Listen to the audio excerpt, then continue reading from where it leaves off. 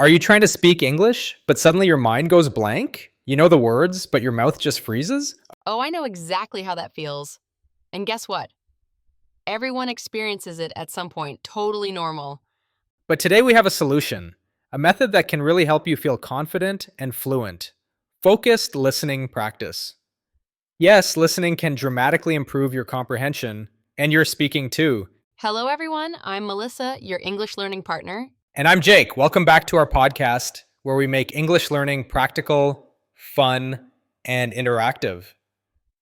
Thanks so much for tuning in today. We're going to explore exactly how listening helps you speak better, plus some exercises you can do along with us right now. So get ready, grab a notebook, maybe a cup of coffee, and let's dive into today's lesson. So, Jake, why is listening actually so important for speaking? Great question. Well, think about it. The more English you hear, the more your brain starts recognizing patterns, words, and natural sentence flow. It's like giving your brain a template for speaking. Absolutely.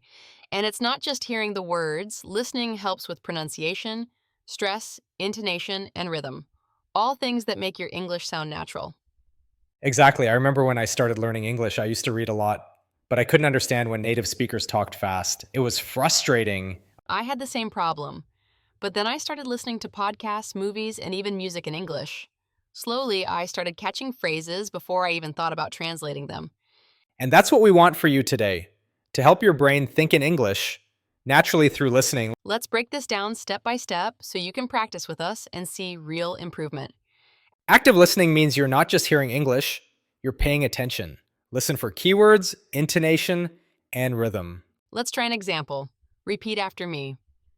Shadowing cue. I can't wait to go to the park this weekend. Excellent! Notice how the stress is on can't wait. That's natural English emphasis. Another one. Shadowing cue. She's already finished her homework, hasn't she? Perfect! Try saying it again, paying attention to the rising tone at the end. Shadowing is when you repeat exactly what you hear at the same time as a native speaker. This improves fluency, pronunciation, and rhythm. Here's a practical example. Imagine you're at a cafe ordering coffee. Audio, or read aloud, "Hi, can I have a cappuccino, please?" Repeat after me. Shadowing cue. Hi, can I have a cappuccino, please? Try saying it naturally, like you're really at the cafe. Don't worry about mistakes, that's part of learning. Let's try a longer sentence. Shadowing cue. Could you tell me where the nearest subway station is? Great. Did you notice the word nearest? Make sure your stress falls on that word when you ask for directions. Now let's practice some real-life situations. First, at the office. Could you send me the report by 3 p.m.? Repeat it after me. Shadowing cue. Could you send me the report by 3 p.m.? Next, in a travel situation. Excuse me, how much is a ticket to the museum? Shadowing tip. Emphasize how much and museum. Finally, social situations. It's so nice to meet you. How have you been? Notice the natural pause after meet you.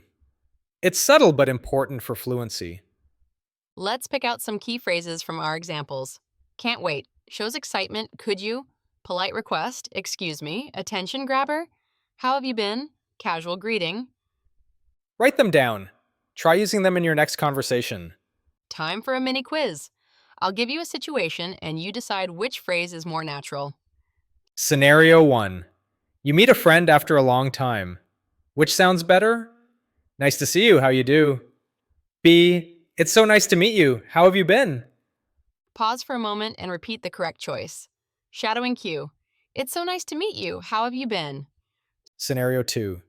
You need someone to email you a file at work. Which is more polite? A. Send me the file now. B. Could you send me the report by 3 p.m.? Shadowing cue. Could you send me the report by 3 p.m.? Excellent. Notice how politeness affects tone and fluency. Let's recap today's lesson. Listening improves comprehension. The more you hear, the easier it is to understand and speak. Shadowing helps fluency. Repeat sentences to improve rhythm and pronunciation. Practical scenarios: office, travel, social interactions. Mini vocabulary highlights. Focus on natural phrases and polite forms. Try saying this one more time. Shadowing cue. Could you tell me where the nearest subway station is? Amazing. Remember, consistency is key. Daily listening practice, even 10 minutes, will help you notice patterns and improve naturally. Now it's your turn. Try using these phrases today. at work, in a cafe, or with friends. Share your progress with us, comment, subscribe, and don't forget to keep practicing by listening and shadowing. Thanks for joining us today. Remember, listening is the bridge to confident speaking. Keep listening, keep speaking, and we'll see you next time on our English Learning Podcast. Bye, everyone. Happy practicing. Bye, everyone. Happy practicing.